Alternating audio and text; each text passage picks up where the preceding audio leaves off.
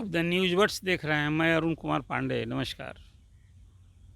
अभी आप बिहार विधानसभा के इस परिसर को आप देख रहे हैं, भवन को देख रहे हैं। इस विधानसभा में 243 सीटें हैं सदस्यों की, जो 4 सीटें अभी खाली हैं। इसके लिए उपचुनाव होना है। इसी सदन के 4 सदस्य एमपी हो गए, तो उनकी सीटें खाली है और सब लोग इंतज़ार कर रहे हैं। चुनाव आयोग कभी भी उपचुनाव के डेट की घोषणा कर सकता है। अब इस चुनाव में कौन जीतेगा कौन हारेगा ये तो अलग सवाल है, लेकिन बड़ा रोचक है। प्रशांत किशोर जो जन स्वराज पार्टी के संस्थापक हैं, उन्होंने बड़ा एक चुनौती स्वीकार कर ली है। वो कहा है कि ये चारों सीट हम जीतेंगे, और 2025 के चुनाव में जो हमने सत्ता में आने की बात कही है, एनडीए को सत्ता से बाहर करने की बात और तेजस्वी को सत्ता में आने से रोकने की बात की है, उसके पहले ही मेरी परीक्षा होनी है। और वो जो जनता से इंटरेक्शन करते हैं उसी में आज ही ये बात उन्होंने की है कि भाई 2025 के पहले 2024 जीतना है हमको। तो 4 सीट खाली है। एक तो केंद्रीय मंत्री हो गए जीतन मांझी, उनकी सीट खाली है इमामगंज। अब उनके परिवार से कोई उनका लड़ेगा चुनाव। और वहाँ विधानसभा के पूर्व अध्यक्ष राजद के वरिष्ठ नेता उदय नारायण चौधरी वहाँ से एमएलए हुआ करते थे। अब वो भी आस लगाए बैठे हैं कब चुनाव की घोषणा होती है। अब पार्टी उन्हें टिकट दे चुनाव लड़ेंगे। और उधर सुरेंद्र यादव, उनकी सीट है बेलागंज, और बेलागंज से भी सुरेंद्र यादव का ही परिवार से कोई लड़ेगा। और वहाँ प्रशांत किशोर, इसमें एमवाई को साधने के लिए जो मेरी सूचना है, वहाँ कोई अल्पसंख्यक उम्मीदवार होगा वहाँ प्रशांत किशोर की पार्टी से, हो सकता है। फिर एक सीट हो गई रामगढ़। अब वो तो एक परिवारवाद में वो सीट कहीं ना कहीं जगदानंद सिंह कभी एमएलए हुआ करते थे, फिर उनके सुपुत्र सुधाकर सिंह हुए। अब सुधाकर सिंह एमपी हो गए हैं, तो उनका भाई लड़ेगा वहाँ से चुनाव। और वहाँ भी प्रशांत किशोर ने कहा कि इस बार जो परिवारवाद है, ये परिवारवाद के रामगढ़ के इस कंसेप्ट को ध्वस्त करना है, वो सीट भी हम जीतेंगे। एक सीट है तराड़ी, जो माले ने खाली की है। सुदामा प्रसाद विधायक थे, वो एमपी हो गए आरा के। उस सीट के लिए भी उपचुनाव होगा। और वहाँ से बाहुबली छवि के धनी सुनील पांडे, उनका लड़का अभी बीजेपी ज्वाइन किया है, वो चुनाव लड़ सकता है। ये प्रशांत किशोर ने 4 सीट को जीतने का अभी चुनौती स्वीकार की है, और कहा है कि यदि ये 2024 हम जीत गए तो 25 भी जीत कर दिखाएंगे, और 2024 जीतेंगे ही जीतेंगे, ऐसा वो दावा कर रहे हैं। अब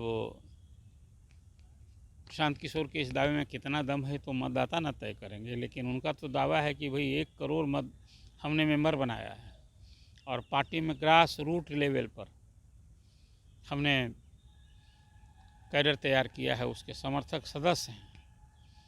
और पार्टी में हम जात तो रहेगी, जात तो कैसे नहीं रहेगा। आपने याद होगा कि लोकसभा के चुनाव के बाद प्रशांत किशोर ने असेंबली के लिए वो तैयारी की है कि भाई हम 40 मुसलमान कैंडिडेट देंगे, 40 महिला देंगे, 70 अति पिछड़ी जात को देंगे।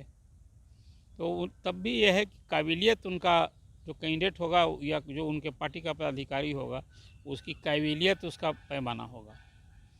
सबसे ज़्यादा प्राथमिकता काबिलियत को देंगे। जात का भी होगा तो काबिलियत देंगे। 40 कोई मुसलमान देंगे तो उसमें सब में काबिलियत भरी बातें होंगी। अब इस तरह से बात करके प्रशांत किशोर इस पूरे बिहार के चुनावी दंगल में एक नया पहलवान के रूप में कूदने वाले हैं। अब वो चुनौती जो उन्होंने दी है, देखिए आप क्या सोचते हैं। एक और जहाँ लालू प्रसाद की राजनीति 1990 से लालू जी जब से सत्ता में आए, चाहे सत्ता में रहें या विपक्ष में रहें, राजनीति की एक धुरी है। आज अब नीतीश कुमार जब से चुनौती दे रहे हैं, अब तो लगभग 2 दशक इनका भी होगा, 18 साल सीएम के रूप में। अब अगले चुनाव में तो भी उम्मीदवार हैं। भले उनकी उम्र और उनकी सेहत जो हो, आप भी समझते हैं भली बात ही, थोड़ी उसकी चिंता ज़रूर होती है। लेकिन अब अगले चुनाव में तो बीजेपी ने उन्हीं के चेहरे पर चुनाव लड़ने की घोषणा कर दी है। उपचुनाव तो जीतना और एनडीए के लिए लिटमस टेस्ट होगा, जहां प्रशांत किशोर के लिए, वहीं चाहे वो एनडीए कहें या महागठबंधन कहें, दोनों के लिए चुनौती है। 2 सीटें हैं वहाँ राजद की जो खाली हुई है, जिसके लिए उपचुनाव होगा। एक सीट है मांझी वाली, और 1 सीट है माले की। तो महागठबंधन की 3 सीट है और 1 सीट है एनडीए की। इस पर फिर जीत दोहराना, कब्जा बरकरार रखने की चुनौती एक और है, और पीके की चुनौती अलग है कि भाई हम जीत कर दिखाएंगे। अभी देखिए आप क्या सोचते हैं कि इसकी चुनौती का क्या असर होगा? क्या प्रशांत किशोर कोई जलवा दिखा पाएंगे? जो बिहार में एक जातीय गोलबंदी है ना, जहाँ लालू प्रसाद का एम22, नीतीश कुमार का लव कुश अति पिछड़ा, और फिर प्रशांत किशोर का मुस्लिम वोट को अपनी ओर करना, और लालू प्रसाद और नीतीश कुमार से उबे लोगों को इकट्ठा करना, और एक नई राह बनानी है, नई राह तलाशनी है। तो इस चुनौती के रूप में क्या रिजल्ट होगा, आप क्या सोचते हैं? प्रशांत किशोर के बारे में तो राजद का ख्याल है कि वो बीजेपी की बी टीम है, बीजेपी पैसा दे रही है उनको राजनीति करने के लिए, लेकिन वो बीजेपी पर हमला उसी तरह से कर रहे हैं। हालांकि तेजस्वी और नीतीश ज़्यादा उनके निशाने पर होते हैं, लेकिन यदा कदा बीजेपी को ही उतना ही बकस। तो कहते हैं कि बिहार में बीजेपी को सांसद दिया 39, लेकिन कभी नरेंद्र मोदी ने बिहार की चिंता नहीं की, वो तो गुजरात की चिंता करते रहे। हालांकि इस बार के केंद्रीय बजट में बिहार के लिए निश्चित रूप से कुछ चिंता हुई है, और जदयू का जो प्रभाव बढ़ा है, जदयू के समर्थन से वहाँ सरकार बनी है, उसका असर है, या सचमुच बीजेपी को बिहार की चिंता आई है? इस बार कोई बाढ़ नियंत्रण के लिए कोई 11,500 करोड़ जो बिहार हमारे लिए समस्या है, उसके लिए केंद्रीय बजट में प्रावधान हुआ है। और इस बार कहिए कि कोसी और गंडक में जिस ढंग से उफान आया, जल प्रलय की स्थिति हुई कि 12 जिलों में जैसी तबाही हुई है कि लोग 2018 में भी जो तबाही कोसी त्रासदी की हुई थी उसको भी लोग पार कर गए। तो बाढ़ नियंत्रण तो है ही हमारे लिए एक चिंता है, चुनौती है। और अब केंद्रीय बजट में जो कुछ हुआ है उससे देखिए क्या होता है। लेकिन अब ये उपचुनाव में जो चुनौती है ना, इसको समझने की ज़रूरत है।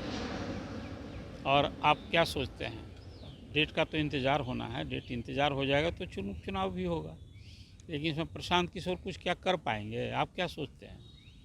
प्रशांत किशोर तो सभी 4 सीट जीतने का दावा कर रहे हैं, और उधर नेचुरल है, एनडीए भी अपनी सीट बचाने के लिए भरसक कोशिश करेगा, और महागठबंधन भी। तो आप इस उपचुनाव के संदर्भ में क्या सोच है आपकी? ये चुनौती वही हवा में है प्रशांत किशोर की, कहीं ज़मीन पर भी ये चुनौती दिखने वाली है। आप द न्यूज़ वर्ड्स को देखते रहिए, अपना कमेंट ज़रूर कीजिए। धन्यवाद।